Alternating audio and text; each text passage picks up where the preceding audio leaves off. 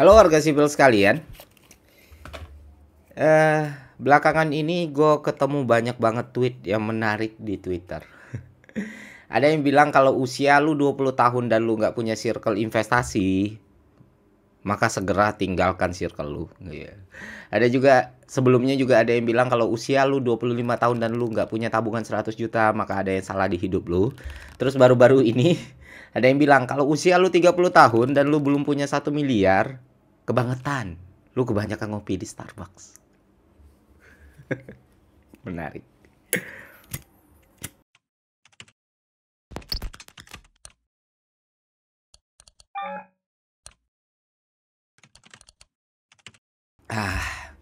Oke, gini. Ini konten santai banget ya, santai aja. Awalnya gue nggak mau bikin konten ini, nggak kepikiran untuk bikin konten ini. Cuman ini udah jam 2:30 pagi. Gue nggak bisa tidur. Sementara besok pagi gue meeting. Terus juga daripada kebablasan dan nggak sahur, gue kepikiran apa bikin konten aja ya. Jadi nggak ada skrip sama sekali, ya iseng lah, nyantai lah gitu. Mungkin kalian bertanya, Bang, nggak bikin sarkas, nggak bikin satir? Wah, enggak, Pak. Karena gue nggak jago bikin gitu-gituan. Dan kadang kalau gue bikin kayak gitu ya lagi kesurupan doang gitu, lagi nggak sadar gitu. Itu alter ego. Dan untuk masalah ini, untuk pembahasan ini, gue rasa akan lebih efektif dan akan lebih bermanfaat kalau kita tarik dari perspektif akademik. Gitu sih. Karena gini Pak, seperti yang pernah gue bilang di YouTube-nya Froyonion ya. Wah, ini gue pakai bajunya. Gue tuh punya tujuan besar nge-YouTube. Gue ngerasa selama ini kan masalah terbesar di Indonesia itu kesenjangan sosial ya. Orang nggak menerima akses informasi, teknologi, dan pendidikan yang sama. Itu benar-benar jomplang. Dan gue ngelihat YouTube ini bisa jadi wadah untuk jadi bridging kesenjangan itu. Makanya gue pengen berbagi apa yang gue ketahui, apa yang gue pahami ke orang-orang dengan media yang gue punya, yaitu channel YouTube gue. Dan berharap itu bisa jadi manfaat buat orang lain. Kalau bermanfaat gitu sih. Nah itulah alasan gue nge-YouTube. Kalau ditanya orang, tapi alasan sebenarnya ya karena uang lah. Karena AdSense, karena deal brand ya kan. Terus gue berpikir nggak ada mekanisme untuk mencari uang lebih baik daripada selain YouTube, yang mana gue punya kebebasan, yang pada gue nggak terikat ataupun harus memenuhi tuntutan orang lain. Gue nggak perlu mengeksploitasi pekerja di YouTube gue. Iya, YouTube is a good game menurut gue. Oke, lanjut. Nah, kali ini kita akan membahas soal human capital, Pak. Yang dulu kuliahnya ekonomi pembangunan, ilmu ekonomi, mungkin pernah dengar ya apa yang namanya human capital. Terus juga untuk mahasiswa pasca sarjana S2 gitu, atau yang sudah lulus yang ngambil keilmuan ekonomi, bisnis, manajemen, marketing, juga pasti pernah dengar, pasti pernah dapat mata kuliah human capital management.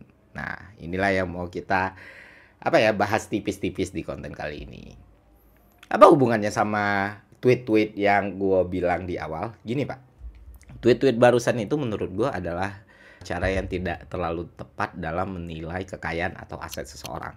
Karena kalau kita menilai aset dan kekayaan orang lain dengan number dan lain sebagainya, berarti kan kita menilai aset atau kekayaan seseorang dengan sebatas finansial kapital. Sementara seharusnya aset itu dihitung nggak cuman berdasarkan finansial kapital, tapi ada juga yang namanya human capital. Nah, apa itu finansial kapital? Nah, finansial kapital itu adalah sumber daya ekonomi yang lu miliki, misalnya uang, instrumen investasi, alternatif investasi, reksadana, obligasi, dan lain sebagainya. Sedangkan human capital adalah kemampuan individu yang lu miliki untuk menghasilkan pendapatan. Sederhananya kayak gitu. Atau menghasilkan nilai ekonomi. Sederhananya kayak gitu. Nah, mana yang lebih penting antara finansial capital dan human capital? Kedua-duanya sama penting. Yang membedakan adalah waktu dan porsinya, Pak. Misalnya usia lu masih di bawah 30 tahun. Mana yang harus lebih dominan, finansial capital lu atau human capital lu? Jelas human capital lu. Kenapa? Karena lu masih dalam usia produktif. Lu masih bisa cari duit. Once lu gagal, lu bisa recover. Sedangkan finansial kapital itu baru terasa manfaatnya besar banget ketika lu udah nggak lagi produktif, udah masuk masa tua lu, udah nggak bisa lagi untuk kerja, udah nggak bisa lagi untuk bangun pagi, pulang malam, dan lain sebagainya. Faktor kesehatan, kelelahan, mental, dan lain sebagainya. Makanya di usia muda seharusnya yang menjadi lebih dominan itu human capital yang kita punya. Nah, sebenarnya human capital ini juga bukan ilmu baru cuy. Memang baru dibahas ya beberapa dasawarsa terakhir ini. Cuman kalau kita tarik dari Wealth of Nation-nya Adam Smith udah ngomong kemampuan individu seseorang sangat berpengaruh dalam menghasilkan pendapatan. Apa aja bentuk investasi dalam human capital? Bentuk investasi dalam human capital itu sebenarnya gampang teman-teman. Sederhananya ada 3 poin. Yang pertama edukasi atau knowledge. Nah, itu adalah bentuk human capital yang lu miliki. Setelah lu mendapatkan pengetahuan dari bangku sekolah, lu juga bisa menyelaraskan hal tersebut dengan yang namanya keterampilan, skill, kemampuan, dan lain sebagainya. Yang mana hal itu bisa lu dapat dari bangku sekolah, dari pengalaman kerja lu, dari interaksi lu sama orang, dan lain sebagainya. Yang ketiga, kesehatan. Karena ini menjadi faktor yang sangat-sangat penting dalam menentukan human capital seseorang. Nah, penjabaran lebih lanjut sebenarnya lebih banyak lagi Bapak Ibu. Jadi kalian monggo kalau tertarik mempelajari human capital, jurnalnya banyak banget di internet dan dibagikan secara gratis.